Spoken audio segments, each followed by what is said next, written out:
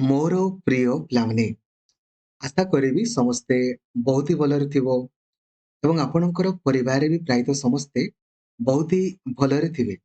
ଯେମିତିକି ଆପଣ already previous ଭିଡିଓରେ ପ୍ରାୟତଃ ଦେଖିଥିବେ ଯେ ଗଭର୍ଣ୍ଣମେଣ୍ଟ ତରଫରୁ ସର୍ବମୋଟ 6025 ଗୋଟି ଆପଣଙ୍କର LTR ବା ଲିଭ୍ ଟ୍ରେନିଂ ରିଜର୍ଭ ପୋଷ୍ଟକୁ ଆପଣଙ୍କର ଏପ୍ରୁଭାଲ କରିଦେଇଛନ୍ତି ଏବଂ ତା ସହିତ ୟାର ରିକ୍ୱିଜିସନ ମଧ୍ୟ OSSC ତରଫରୁ ଆପଣଙ୍କର ହେବାକୁ ଆପଣଙ୍କର ଯାଉଛି। ଡିଟେଲ ଭିଡିଓ ଅଲରେଡି ମୁଁ ଆପଣଙ୍କ ପାଇଁ ଭିଡିଓ ବନେଇ ଦେଇଛି। କ୍ୱାଲିଫିକେସନ କଣ ରହିବ ଆଉ ଆପଣମାନଙ୍କ ପାଇଁ ଗୁଡ ନ୍ୟୁଜ ଏଇଆ, ଆଉ ଥରେ OSSTT ଆପଣମାନଙ୍କ ପାଇଁ ଆସିବ। ତ ଆପଣମାନେ OSSTT ମାନେ ଆଖି ବୁଝିକି କ୍ୱାଲିଫାଇ କରିବେ। ଖାଲି ୟୁଟ୍ୟୁବରେ ସର୍ଚ୍ଚ କରନ୍ତୁ OSSTT planning video by Laxmidhar sir 2024, ଥରେ ଦେଖି ଦିଅନ୍ତୁ, ଡିସ୍କ୍ୱାଲିଫାଇର ପ୍ରଶ୍ନ ହିଁ ନାହିଁ। ତ ଏହି ଭିଡିଓରେ ଆମେ ଡିସ୍କସନ କରିବା ଯେ ଏକ୍ସାମ ଆପଣଙ୍କର କେମିତିକା ହବ ଏବଂ ସିଲାବସ କଣ କଣ ରହିପାରେ ତା ସମ୍ପର୍କରେ ଆମେ ଡିସ୍କସନ କରିବା। ତ ଯଦି ଆପଣ ଡେଡିକେଟେଡଲି ପଢିବା ପାଇଁ ଚାହୁଁଛନ୍ତି ନା, ପ୍ରତ୍ୟେକ ଦିନ 8ରୁ 10 ଘଣ୍ଟା କ୍ଲାସ କରାହଉଛି। ଏବେ ହିଁ ଆପଣ ପ୍ଲେ ଷ୍ଟୋରକୁ ଯାଇକି ଲକ୍ଷ୍ମୀଧର ସାର୍ ଅଫିସିଆଲ ଆପ୍ଲିକେସନକୁ ଡାଉନଲୋଡ କରିଦିଅନ୍ତୁ।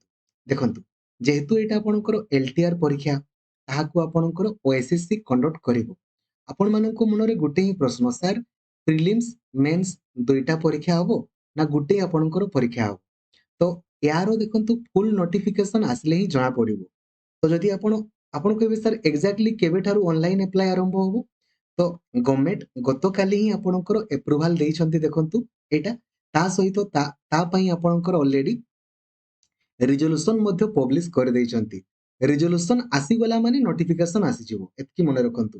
ଯେମିତି ଆପଣ ଦେଖିଥିବେ ଜୁନିୟର ଟିଚର ମଧ୍ୟ ରିଜଲ୍ୟୁସନ ଆସିଲା ମାନେ 15ରୁ 20 ଦିନ କିମ୍ବା ମ୍ୟାକ୍ସିମମ୍ ଗୋଟେ ମାସ ମଧ୍ୟରେ ପ୍ରାୟତଃ ଅନଲାଇନ ଆପ୍ଲାଏ ଆରମ୍ଭ ହେଇଯାଏ। ହେଲା, ରେଜଲ୍ୟୁସନ ଅଲରେଡି ଆପଣଙ୍କର ଆସିସାରିଛି। ଗତକାଲି ଆପଣ ଦେଖିପାରୁଛନ୍ତି ରେଜଲ୍ୟୁସନ ଆସିଗଲା ମାନେ ଏବେ ଅନଲାଇନ ଆପଣଙ୍କର ବହୁତ ଜଲ୍ଦି ଆରମ୍ଭ ହେଇଯିବ।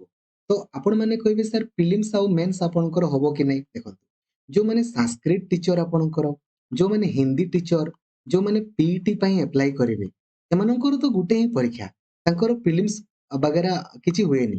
ଖାସ କରିକି ଆର୍ଟସ ଆଉ ଆପଣଙ୍କର ସାଇନ୍ସ ପିଲାଙ୍କର ତାଙ୍କର ଦୁଇଟା ପରୀକ୍ଷା ଗତ ବର୍ଷ ପାଖରୁ ଆରମ୍ଭ ହେଇଛି। ପୂର୍ବରୁ ସେମିତିକା ଆପଣଙ୍କର ଥିଲା, ଟିକେ ମଡିଫାଇ କରାହେଇଥିଲା। ଠିକ ଅଛି।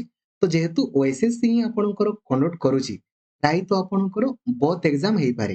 ତ ଏହି ଭିଡିଓରେ ବୋଥ ପାଇଁ ଡିସ୍କସନ କରିଦେବା। ଯଦି କିଛି ଚେଞ୍ଜେସ୍ ଆସେ ଦେନ୍ ପରବର୍ତ୍ତୀ ସମୟରେ ପୁଣି ଡିସ୍କସନ କରିବା। ଯଦି ବୋଥ ଆପଣଙ୍କର ଏକ୍ସାମ ହେଲା ଦେନ୍ କଣ କଣ ଆସିବ, ଆପଣ କେମିତି ପଢିଲେ ବେଷ୍ଟ ହବ ତା ସମ୍ପର୍କରେ ଡିସ୍କସନ କରିବା। ବଟ୍ ମନେ ରଖନ୍ତୁ, କିଛି ବି ଚେଞ୍ଜେସ୍ ହବନି। ମାନେ ଏଇ ଯୋଉ ଧରା ଯୋଉ ଏଗୁଡା ଆପଣଙ୍କ ରହିଲା, ଏଇ ଯୋଉ ନାହିଁ କି CDP ହେଇଗଲା କିମ୍ବା କଣ୍ଟେଣ୍ଟ ହେଇଗଲା, ଏଗୁଡା କିଛି ବି ଚେଞ୍ଜ ହୁଏନି।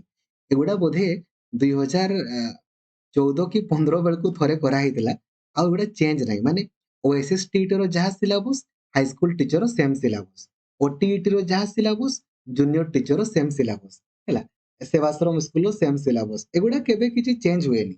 ଯାହା OSSTT ରେ ଅଛି ସେମ୍ ଜିନିଷ ଆପଣଙ୍କର ଅଛି। କିଛି ବି ଚେଞ୍ଜେସ୍ ଆପଣଙ୍କର କିଛି କେବେ ହୁଏନି, ସେମ୍ ଜିନିଷ ହିଁ ରହିଥାଏ। ଠିକ ଅଛି। ଦେଖନ୍ତୁ, ତ ଯୋଉମାନେ ହିନ୍ଦୀ ସାଂସ୍କ୍ରିଟ PET ପାଇଁ ଆପ୍ଲାଏ କରିବେ, ତାଙ୍କର ତ ଆପଣଙ୍କର ପ୍ରିଲିମ୍ସ ଦରକାର ହବନି, ଗୋଟେ ହିଁ ପରୀକ୍ଷା। ଯୋଉମାନେ ଆର୍ଟସ ଆଉ ସାଇନ୍ସ ଟିଚର ହେବେ ତାଙ୍କର ପ୍ରିଲିମ୍ସ ପରୀକ୍ଷା ହୁଏ। ଯଦି ପ୍ରିଲିମ୍ସ ପରୀକ୍ଷା ହେଲା ଦେନ୍ ଆପଣଙ୍କର କେତେ ମାର୍କର ହବ ନା 100 ମାର୍କର ହବ। 100ଟା କ୍ୱେଶ୍ଚନ, 2 ଘଣ୍ଟା ପରୀକ୍ଷା ହବ। ଗୋଟେ ଠିକ କଲେ ଆପଣଙ୍କୁ 1 ମାର୍କ ମିଳିବ, ଗୋଟେ ଭୁଲ କଲେ 0.25 ମାର୍କ ଆପଣଙ୍କର କଟିଯିବ। ତ ଦେଖନ୍ତୁ, ବହୁତ ଇଜି ପ୍ରିଲିମ୍ସ କ୍ୱାଲିଫାଇ କରିବା, ବହୁତ ଇଜି। ଖାଲି 2-3ଟା ଜିନିଷ ଆପଣ ଖାଲି ଧ୍ୟାନ ଦେଲେ ଆପଣଙ୍କର ହବ। Number 1, mathematics reasoning. ମ୍ୟାଥମେଟିକ୍ସ 20ଟା କ୍ୱେଶ୍ଚନ ପଡିବ, ରିଜନିଂ 20ଟା କ୍ୱେଶ୍ଚନ। ମ୍ୟାଥମେଟିକ୍ସ ଆଉ ରିଜନିଂ ରେ ନା ସିଙ୍ଗଲ ମାର୍କ ବି ଆପଣଙ୍କର କଟିବନି, ସିଙ୍ଗଲ ମାର୍କ ବି କାହାରି ବି କଟିବନି। ଖାଲି ଦୁଇଟା ଜିନିଷ ଖାଲି କରନ୍ତୁ। ମନେ ରଖନ୍ତୁ, ମ୍ୟାଥମେଟିକ୍ସ ରିଜନିଂ ଏଗୁଡା ଏମିତିକା ସେକ୍ସନ, ଆପଣ କହିବେ ସାର୍ ମୁଁ ଆର୍ଟସ ପିଲା, ଆମର ପଡିବ କି? ଆଜ୍ଞା ଦେଖନ୍ତୁ, ସମସ୍ତଙ୍କର ପ୍ରିଲିମ୍ସ ସମାନ, କାହାରି କଣ ଅଲଗା ଆସିବ କି? ସମସ୍ତଙ୍କର ସମାନ। ଆର୍ଟସ ପିଲାଙ୍କର ଯାହା, ସାଇନ୍ସ ପିଲାଙ୍କର ତାହା, କମର୍ସ ପିଲାଙ୍କର ତାହା, ସମସ୍ତଙ୍କର ସମାନ। ତ ଦୁଇଟା ଖାଲି କାମ କରିବେ। ମ୍ୟାଥମେଟିକ୍ସ ପାଇଁ ଖାଲି ମ୍ୟାଥମେଟିକ୍ସ ର ଥିଓରି କ୍ଲାସ ଆପ୍ଲିକେସନରେ ଆପଣଙ୍କର କରାହେଇଛି, ଆପଣ ଥରେ ଦେଖିଦେବେ। ରିଜନିଂ ପାଇଁ ରିଜନିଂ ର ଥିଓରି କ୍ଲାସ ଆପ୍ଲିକେସନରେ କରାହେଇଛି, ଆପଣ ଥରେ ଦେଖିଦେବେ। ତା ସହିତ ସବୁଦିନ 1 ଘଣ୍ଟା ମ୍ୟାଥମେଟିକ୍ସ, 1 ଘଣ୍ଟା ରିଜନିଂ ସବୁଦିନ କରାହଉଛି। ମୁଁ ଆପଣଙ୍କୁ ଡେଲି ପ୍ରାକ୍ଟିସ କରିବା ପାଇଁ ଦଉଛି। ଆପଣ ଖାଲି ସେତିକି ପ୍ରାକ୍ଟିସ କରନ୍ତୁ। ନମ୍ବର 2 ନମ୍ବର 3 ଯେତିକି ବି ଆମର ଟ୍ରିପୁଲ ଏସି ର ପରୀକ୍ଷା ହେଇଛି ଓଏସଏସସି ର ବି ହଉ କିଛି ନାହିଁ, ଏଗୁଡ଼ା ବହୁତ ବେସିକ ଲେଭେଲର କ୍ୱେଶ୍ଚନ ଗୁଡ଼ା ହେଲା। ଆପଣଙ୍କ ପାଖରେ ପ୍ରିଲିମ୍ସ ର କ୍ୱେଶ୍ଚନ ଅଛି ନା, ଯୋଉ ଲାଷ୍ଟ ଟାଇମ ଆରଏଚଟି ର ହେଇଥିଲା, ତା ସହିତ ସବୁ ସଲ୍ୟୁସନ ମଧ୍ୟ ମୁଁ ଆପଣଙ୍କ ପାଇଁ ଆପ୍ଲିକେସନରେ ଆଭେଲେବଲ କରେଇ ଦେଇଛି ହେଲା। ଯେତିକି ବି ପରୀକ୍ଷା ହେଇଛି ଆପଣଙ୍କର ହାଇସ୍କୁଲ ଟିଚର ସବୁ ପ୍ରିଲିମ୍ସ ସବୁ ମେନ୍ସ ର ସଲ୍ୟୁସନ ଭିଡିଓ ସବୁ ଗୁଡା ମୁଁ ଆପଣଙ୍କ ପାଇଁ ଆଭେଲେବଲ କରେଇ ଦେଇଛି। ଆପ୍ଲିକେସନରେ ଆପଣ ଦେଖିପାରିବେ, ସବୁ ଆଭେଲେବଲ ଅଛି ହେଲା। ଆପଣ ଖାଲି ଏଇ ତିନିଟା ଜିନିଷ କରନ୍ତୁ। ଆଗ ଥିଓରି କ୍ଲାସ ଦେଖିଦେବେ, ଡେଲି ଆପଣ ପ୍ରାକ୍ଟିସ କରିବେ, ଆଉ ଯାହା ବି ପ୍ରିଭିୟସ ଇୟର ପଡିଛି ନା ମ୍ୟାଥମେଟିକ୍ସ ଆଉ ରିଜନିଂ ଖାଲି ପ୍ରାକ୍ଟିସ କରିଦିଅନ୍ତୁ। ଫୁଲ ମାର୍କ ମାନେ 20 40 କାହାର ଗୋଟେ ଦୁଇଟା ଭୁଲରେ ଭୁଲ ହବ, ନହେଲେ 38 ରୁ 39 ମାର୍କ ଆପଣଙ୍କର ଥୁଆ, ଏଇଥିରେ ଆପଣଙ୍କର ଥୁଆ, ଗୋଟେ ମାର୍କ ବି କୁଆଡେ ଯିବନି। ଜିକେ ଆପଣଙ୍କର 30 ମାର୍କ ପଡିବ ବମ ବମ ଭଲେ। ଜିକେ ତରେ ବହୁତ ହି ଆମେ ଷ୍ଟ୍ରଙ୍ଗ, ଜିକେ ରେ ସିଙ୍ଗଲ ମାର୍କ ବି କଟିବନି। କିନ୍ତୁ ଏଠି ସାଇନ୍ସ ପିଲାମାନେ ହେଳା କରନ୍ତି, ଆର୍ଟସ ପିଲାମାନଙ୍କର ତ ବମ ବମ ଭଲେ, ସାଇନ୍ସ ପିଲାମାନେ କଣ ହେଳା କରନ୍ତି ନା, ସେମାନେ କୁହନ୍ତି କିଏ ହିଷ୍ଟ୍ରି ଜିଓଗ୍ରାଫି ପଲିଟି ଏଗୁଡା କିଏ ପଢିବ, ତେଣୁକରି ସେମାନେ ହେଳା କରନ୍ତି। ଜିକେ ରେ ତ ଆପଣଙ୍କର ହିଷ୍ଟ୍ରି ଜିଓଗ୍ରାଫି ପଲିଟି ହିଁ ପଢିବ ନା। ଆପଣ ସାଇନ୍ସ ପିଲା କହିବେ ନା ମୁଁ ପଢିବିନି, ଦେନ୍ ତ ଅବଭିୟସଲି ଆପଣଙ୍କର ସ୍କୋର କମିବ। ଆଉ ଯାହା ବି କ୍ୱେଶ୍ଚନ ପଡେ ସବୁ ଏନସିଆରଟି ରୁ ୱିଥ ପ୍ରୁଫ ମୁଁ ଆପଣଙ୍କୁ, ଆଉ ସବୁ କ୍ୱେଶ୍ଚନ ଗୁଡା ନା ମୁଁ ଆପଣଙ୍କ ପାଇଁ ମକ୍ ଟେଷ୍ଟ ଆକାରରେ ବି ଆଭେଲେବଲ କରିଦେଇଛି, ଆପଣ ଦେଖିପାରିବେ। ତ ଜିକେ ପାଇଁ କଣ କରିବେ, କିଛି ନାହିଁ, ହିଷ୍ଟ୍ରି ଜିଓଗ୍ରାଫି ପଲିଟି ଇକୋନୋମିକ୍ସ ସବୁଦିନ ମୁଁ ଆପଣଙ୍କ ପାଇଁ କ୍ଲାସ କରେ। ସିଲାବସ ବେକ୍ ଟୁ ବେକ୍ ଆପଣଙ୍କର କଭରେଜ କରାଯାଏ, ଗୋଟେ ମାସରେ 2 ଥର ସିଲାବସ କଭରେଜ କରାଯାଏ। ଆପଣ ଖାଲି ସେତିକି ଯୋଉ ଯୋଉ ଜିନିଷ ଗୁଡା ମୁଁ ଖାଲି କ୍ଲାସରେ କରିବି ଖାଲି ସେତିକି କରିବେ। ଏଇ 30ଟା ପ୍ରଶ୍ନରୁ ମିନିମାମ 22 ରୁ ଆପଣଙ୍କର 24 ମାର୍କ ଆପଣଙ୍କର ଥୁଆ। ଯଦି ଖାଲି ଆପଣ ସେତିକି କରିଦଉଛନ୍ତି, କଣ କରିବେ, ହିଷ୍ଟ୍ରି ଜିଓଗ୍ରାଫି ପଲିଟି ଆପଣ ଖାଲି କ୍ଲାସ କରିବେ ୱିଥ ଏନସିଆରଟି। ଏନସିଆରଟି ରୁ ଯୋଉଗୁଡା ମୁଁ ଆପଣଙ୍କୁ ପଢେଇବି 6 ରୁ ଆପଣଙ୍କର 12 ପର୍ଯ୍ୟନ୍ତ ଏନସିଆରଟି, ତା ସହିତ ଯେତିକି ବି ଆପଣଙ୍କର ଜିକେ ର ପ୍ରିଭିୟସ ଇୟର କ୍ୱେଶ୍ଚନ ପଡିଛି ଖାଲି ଆପଣ ପ୍ରାକ୍ଟିସ କରିଦିଅନ୍ତୁ। ଏଇ 30 ରୁ 22 ରୁ 24 ମାର୍କ ଆପଣଙ୍କର ଥୁଆ। ବଟ ମନେ ରଖିବେ, ନେଗେଟିଭ ମାର୍କିଂ ଅଛି, ସବୁ କ୍ୱେଶ୍ଚନ କରିବାର ଆବଶ୍ୟକତା ନାହିଁ।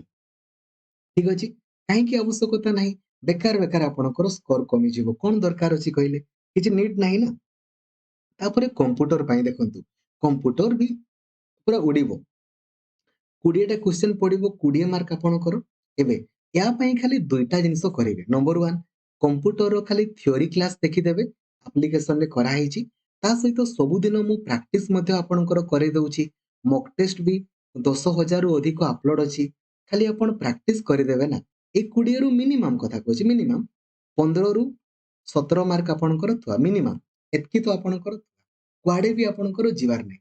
ଆପଣ ଏତିକି ମାର୍କ ଖାଲି କାଉଣ୍ଟ କରିଦିଅନ୍ତୁ, ଏତିକିରେ ହିଁ ଆପଣଙ୍କର କେତେ ସ୍କୋର ରହିଗଲା ଆଉ କଣ ମୁଁ କହିବି, କାଉଣ୍ଟ କରିଦିଅନ୍ତୁ। ଠିକ ଅଛି, ହେଲା, ଏତିକି ରଖିଲେ ହିଁ ଆପଣ କ୍ୱାଲିଫାଇ କରିବେ। ଠିକ ଅଛି, ଆଉ ଯୋଉ ରହିଲା ଆପଣଙ୍କର ଏଇ ଯୋଉ କରେଣ୍ଟ ଇଭେଣ୍ଟସ ମାନେ ଓଡିଶାରେ କଣ କଣ ହେଇଛି, ଭାରତରେ କଣ କଣ ହେଇଛି, ୟା ପାଇଁ ଆପଣଙ୍କର ସବୁ ମନ୍ଥଲି ମୁଁ ଆପଣଙ୍କର କରେଣ୍ଟ ଆଫେୟାର୍ସ ପିଡିଏଫ ସେୟାର କରିଦିଏ, ତାକୁ ଦେଖିଦେବେ। ଆସିଲା ତ ୱେଲ ଆଣ୍ଡ ଗୁଡ, ନହେଲେ କିଛି ଦରକାର ନାହିଁ। ବାକି ଏଇଥିରେ ହିଁ ଆମର ସ୍କୋର ମେକଅପ୍ ହେଇଯିବ ନା ରେ। ମ୍ୟାଥମେଟିକ୍ସ ରିଜନିଂ ରେ 40ରୁ 38 39 ଆମର ଥୁଆ। ବେସିକ ବହୁତ ବେସିକ ଜିନିଷ ଗୁଡା। ଆପଣ କହିବେ ସାର୍ ନା ମୁଁ ଆର୍ଟସ ଛୁଆଟା ମ୍ୟାଥ କରିବିନି, କେମିତି ହବ, ଯଦି ପ୍ରିଲିମ୍ସ ପରୀକ୍ଷା ହେଲା ହେଲେ ତ କରିବା ପାଇଁ ପଡିବ ନା। ଯୋଗ ବିয়োଗ ଗସାଗୁ ଲସାଗୁ ଲାଭ କ୍ଷତି ଏଗୁଡାକୁ ଛାଡିଦେଲେ କେମିତି ହବ। ଆପଣ ଗୋଟେ କାମ କରନ୍ତୁ ନା, ଲାଷ୍ଟ ଇୟର ଯୋଉ ପ୍ରିଲିମ୍ସ ପରୀକ୍ଷା ହେଇଥିଲା ତାର ସବୁ ସଲ୍ୟୁସନ ଭିଡିଓ ଅଲରେଡି ଆପ୍ଲିକେସନରେ ଆଭେଲେବୁଲ ଅଛି, ଥରେ କରିକି ଦେଖନ୍ତୁ ଆପଣଙ୍କୁ କେତେ ସହଜ ଲାଗିବ। କିନ୍ତୁ ସବୁଦିନ କରିବେ, ଆପଣ ଯଦି କ୍ଲାସ ହିଁ ନ କରିବେ ତାହେଲେ ଆଉ କେମିତିକା ଆପଣଙ୍କର ହବ, ବୁଝା ପଡିଲା। ତ କଣ କରିବେ, ଜିକେ ପାଇଁ ହିଷ୍ଟ୍ରି ଜିଓଗ୍ରାଫି ପଲିଟି ଖାଲି ଏନସିଆରଟି ରୁ ପଢିବେ, ଯାହା ମୁଁ ଆପଣଙ୍କୁ ପଢେଇବି। 30ରୁ 22 ରୁ 24 ମାର୍କ ଆପଣଙ୍କର ଥୁଆ। ମ୍ୟାଥମେଟିକ୍ସ ରିଜନିଂ ରେ 40ରୁ 38 39 ଆପଣଙ୍କର ରହିଯିବ। ଖାଲି କଣ କରିବେ, ଖାଲି theory class, daily practice class, ଆଉ ସବୁ ପିଆଇକ୍ୟୁ କରିଦେବେ। କମ୍ପ୍ୟୁଟର ପାଇଁ କହିଦେଲି, ଆଉ ୟା ପାଇଁ ମଧ୍ୟ କହିଦେଲି। ଏବେ ଆପଣ ପ୍ରିଲିମ୍ସ ରେ କ୍ୱାଲିଫାଇ କଲେ, ଭେରି ଗୁଡ। ଏବେ ଆପଣଙ୍କର ମେନ୍ସ ପାଇଁ ଯିବା। ମେନ୍ସ ର ପ୍ଲାନିଂ ଭିଡିଓ ଏହା ଆପଣଙ୍କ ପାଇଁ କରିବେନି। ମେନ୍ସ ପାଇଁ ଦେଖନ୍ତୁ, ମେନ୍ସ ପାଇଁ ପିସିଏମ୍ ଆଉ ସିବିଜେଡ୍ ପିଲାଙ୍କର, ମୁଁ ତ ପିସିଏମ୍ ସିବିଜେଡ୍ ପିଲାଙ୍କର ମେନ୍ସ ପାଇଁ ଆପଣଙ୍କର କେବଳ ସିଡିପି ପାଇଁ ହେଲ୍ପଫୁଲ ହବ। ତ ସିଡିପି ରେ ମନେ ରଖନ୍ତୁ ଗୋଟେ ବି ମାର୍କ, ସିଙ୍ଗଲ ମାର୍କ କୌଣସି ବି ପିଲାର କଟିବନି, ଏତିକି ମୁଁ ଆପଣଙ୍କୁ ଗ୍ୟାରେଣ୍ଟି ଦଉଛି।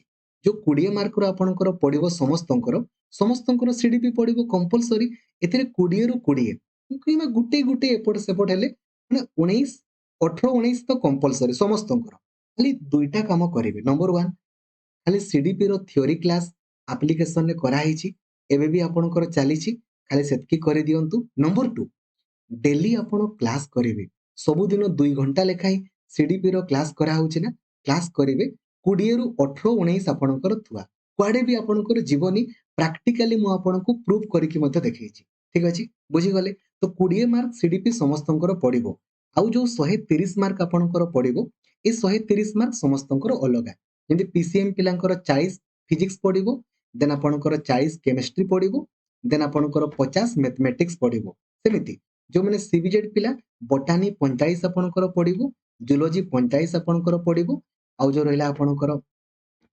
बोटानी 45 देन ठीक अछि केमिस्ट्री 40 बोटानी 45 आउ जूलॉजी आपणकर 45 सिलेबस सेम रहिछि सेमिति आर्ट्स पिलांकर हिस्ट्री पॉलिटिकल साइंस 20 मार्क देखो सेम सिलेबस रे ओएसएस टीटी रो जहा सेम सिलेबस सब जिंस गुडा हमें ए सिलेबस गुडा पाखापाखि 4 थर कवरेज करदेले ना नुआ बैच रे देखो हिस्ट्री पॉलिटी पड़िबो 20 मार्क रो आपणकर पड़िबो जो जिंस गुडा आपण प्रीलिम्स पई पड़िबे से गुडा ही मेंस रे गला 20 मार्क रो पॉलिटिकल साइंस आपणकर मिसिकी आपणकर 20 पड़िबो तापरे जियोग्राफी आपणकर आउ इकोनॉमिक्स मिसिकी 20 मार्क रो पड़िबो ठीक अछि हैला इंग्लिश आपणकर पड़िबो 45 मार्क पूरा उड़िबो आपणकर तापरे ओडिया पड़िबो 45 मार्क हैला बस बहुत सुंदर बुझी गले आपणकर तेलुगु आउ बाकी पिलांकर Telugu 130 mark CDP 20 mark Hindi teacher पिलांकर 130 मार्क रो हिंदी पड़िबो 20 आपणकर सीडीपी आउ जो पीईटी पिलांकर संस्कृत पिलांकर 130 मार्क रो आपणकर जो रहला ए जो कंटेंट आउ 20 मार्क रो सीडीपी आउ पीईटी पिलांकर 130 मार्क रो आपणकर रहला कंटेंट आउ 20 मार्क रो सीडीपी उर्दू पिलांकर भी सेम बुझी गले तन करी आपनकु केवल एई जिंस गुडा देखंतु एई जो आर्ट्स पिला माने history geography polity economics English Odia पढिले एई जिंस गुडा एबे सब दिन क्लास करा होची आपण एबे पढिले एठी भी आपनकर काम रे देला बुझी गले हैला तो मेंस 150 मार्क रो प्रीलिम्स 100 मार्क रो आपनकर हुई तो आपण एबे ठारू पढा पढी करंतु तेबे जाई कि आपनको पई हेल्पफुल हो आपण कहबे ना सर मु आसले जाई कि पढेबी हो तले आपनकर इच्छा किछि असुविधा नै तो मु बोथ जदी बोथ हैला देन बोथ पई डिस्कशन कर देली जदी गुटे परीक्षा हैला देन आपनकर एटा हबोनी किंतु एई सेम सिलेबस रे सेम किछि नुवा नै खाली मार्क गुडा एपट सेपट हेई पारे जो मार्क हमें मु कहिली एतकी मार्क रो एगुडा एपट सेपट हेले हेई पारे नले किछि नै सिलेबस किछि भी चेंज हेबार नै कंटेंट आपनकर किछि भी चेंज हेबार नै जेमिति आपनकर परीक्षा आरएचटी रो आपन देइथिले सेम परीक्षा आपन देबे ठीक अछि जेहेतु ओएसएससी ही आपनकर परीक्षा करूछि ठीक अछि आशा करिबी आपनको कंप्लीटली बुझेई पारिछि थैंक यू जय जगन्नाथ धन्यवाद।